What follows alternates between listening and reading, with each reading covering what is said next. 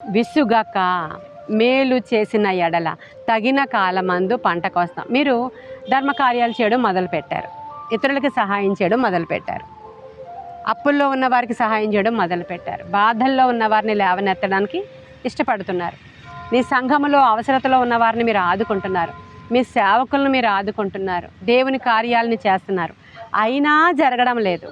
విసిగిపోవద్దు. మీరు పెట్టినది ఏది వ్యర్థం కాదు. నీ ఆహారాన్ని నీళ్ల మీద వేస్తున్నావు. నువ్వు చాలా దినములు అయిన తర్వాత విస్తారంగా కోస్తావు నీవు ఆ పంటను. నిజంగా చెప్తున్నాను, ఈరోజు దేవుని యొక్క సన్నిధిలో విసిగిపోయి ఎందరూ ఈ యొక్క కాలువలో పడి చనిపోయారో చిన్నప్పటి నుంచి నాకు తెలుసండి. కాబట్టి ఈరోజు కూడా అనేక మంది అలాంటి ప్రవర్తన ద్వారా ఒకవేళ ఏడవబడుతూ ఉంటే అలయక విసుగక మేలు చెయ్యండి.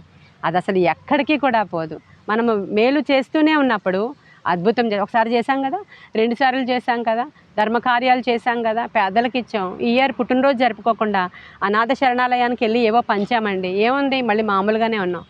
ఏమి కార్యం జరగలేదు. దశమ భాగాలు విసుగకి ఇచ్చాం, ఏమీ జరగలేదు. మా శక్తికి మించి ఇచ్చాం మందిరానికి, ఏమీ జరగలేదు. అలా అనుకోవద్దు.